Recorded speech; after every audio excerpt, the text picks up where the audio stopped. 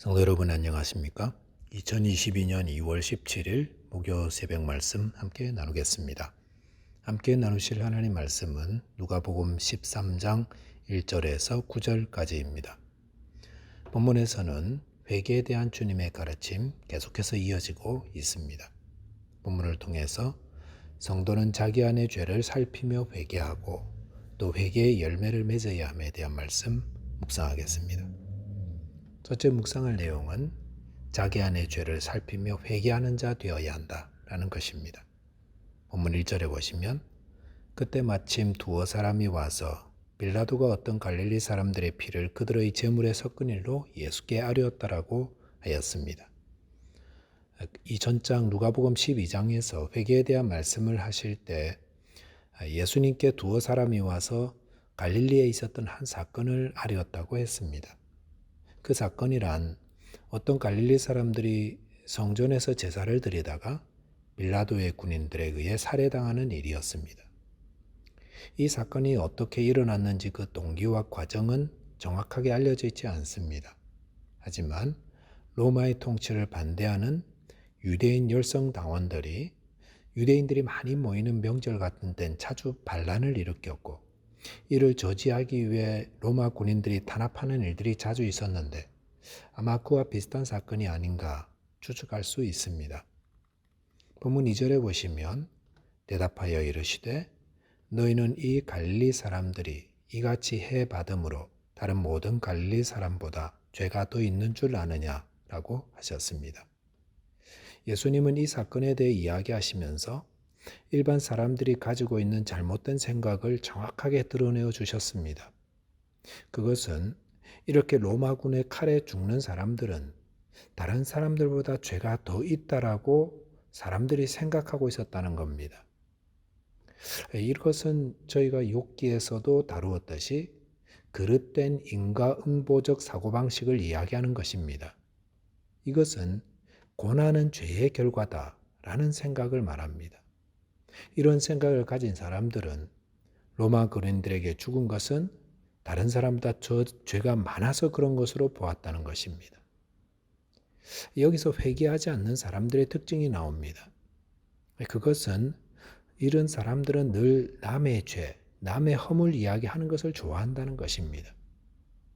예수님은 이런 사람들의 생각이 잘못되었다는 것을 정확히 드러내어 주시면서 그들의 회개를 촉구하셨습니다.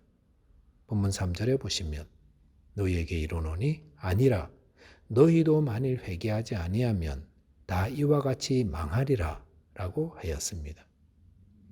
예수님은 회개하지 않은 사람은 누구든 다 이와 같이 망한다 하였습니다. 그러면서 4절에서 또다시 반복하여 가르쳐 주십니다.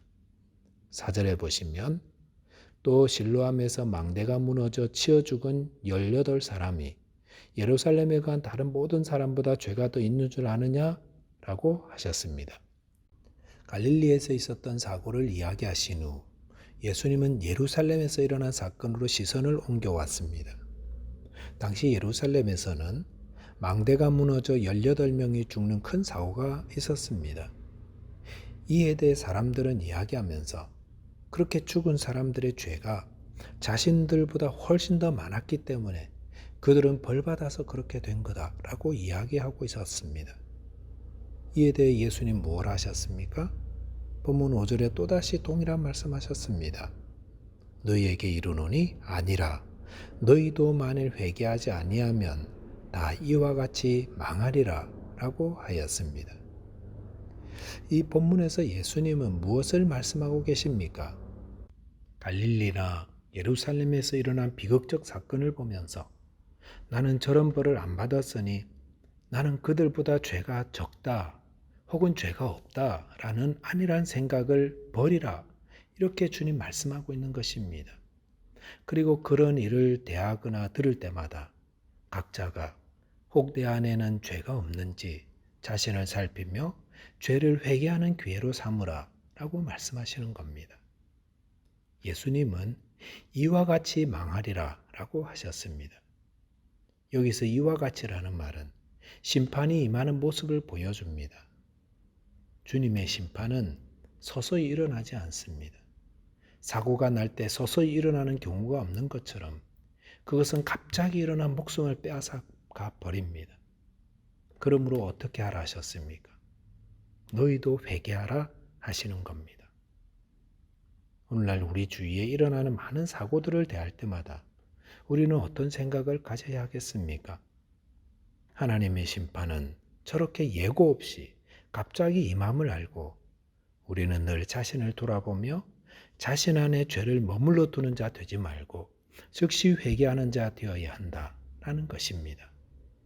회개하지 않은 자는 이렇게 망합니다. 저와 여러분께서 자기 안의 죄를 살펴 늘 회개하는 자 되시기 바라겠습니다. 두 번째는 회개의 열매를 맺히는 자 되어야 한다는 겁니다. 본문 6절과 7절에 보시면 이에 비유로 말씀하시되 한 사람이 포도원에 무화과 나무를 심은 것이 있더니 와서 그 열매를 구하였으나 얻지 못한지라 포도원 지기에게 이르되 내가 3년을 와서 이 무화과 나무에서 열매를 구하되 얻지 못하니 찍어 버리라 어찌 땅만 버리게 하겠느냐라고 하였습니다. 예수님은 무화과 나무 비유를 통해서 회개하지 않는 자에게 임하는 심판에 대해서 또 다시 알려주셨습니다. 당시 포도원에 포도를 심지 않고 무화과를 심는 것은 흔한 모습은 아니었지만 아마도 이 주인은 무화과 열매에 대한 특별한 애정을 가지고 있었던 것 같습니다.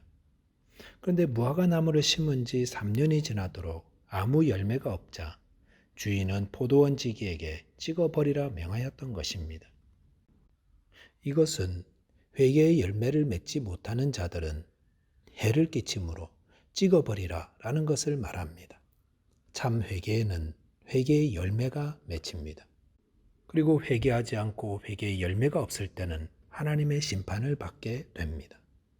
본문 8절과 9절에 보시면 대답하여 이르되 주인이여 금년에도 그대로 두소서 내가 두루 파고 거름을 줄이니 그 후에 만일 열매가 열면 좋거니와 그렇지 않으면 찍어버리소서 하였다 하시니라 라고 하였습니다. 여기서 포도원 지기는 주인에게 한 번 더 열매 맺을 기회를 주시도록 정하였습니다. 포도원 지기는 무화과 나무 주위를 두루 파서 거름을 주고 잘 가꾸어서 열매를 맺게 해보겠다고 하였습니다. 그리고 그런 후에도 열매가 없으면 그때 찍어버리소서라고 하였습니다.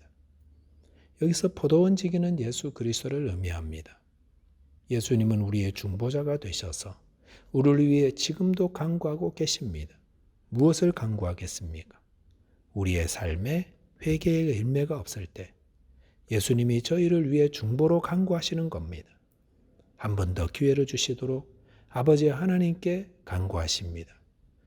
그리고 더욱 거름을 주고 은혜를 베풀어 하나님 앞에 자신의 죄에서 돌이켜 회개의 열매를 맺도록 기회를 주신다 하셨습니다. 이것은 세례 요한이 말한 바 도끼가 나무 뿌리에 놓인 상태를 말합니다.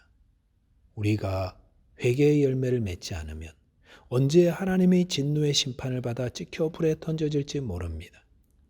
하나님이 우리에게 바라시는 열매가 무엇입니까? 그것은 회개의 열매입니다.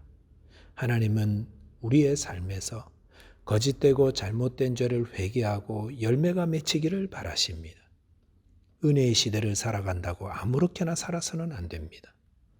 로마서 2장 5절에 보시면 혹 내가 하나님의 인자하심이 너를 인도하여 회개하게 하심을 알지 못하여 그의 인자하심과 용납하심과 길이 참으심이 풍성함을 멸시하느냐라고 하였습니다.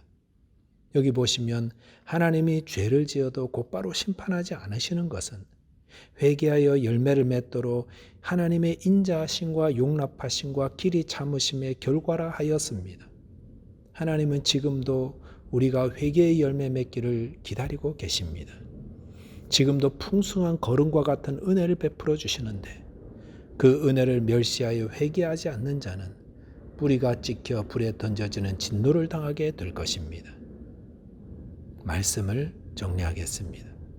성도는 자기 안의 죄를 살펴 회개하는 자 되어야 합니다. 그리고 지금 주님이 기다려 주심을 알아 회개의 열매가 맺히도록 결단하며 주님의 도움을 구하는 자 되어야 합니다. 함께 기도하겠습니다. 하나님 아버지, 저희 죄인들을 사랑해 주시고 예수님의 보혈로 죄 용서와 의롭다함을 얻게 주신 은혜를 감사합니다. 저희 안에 회개의 영을 부어주시고 저희의 잘못과 죄를 보게 하시사 회개하게 하시고 또 회개의 열매를 맺어 하나님께 영광 돌리게 하여 주옵소서. 예수 그리스도 이름으로 기도하옵나이다. 아멘. 오늘도 믿음 안에서 승리하는 하루 되시기 바라겠습니다. 감사합니다.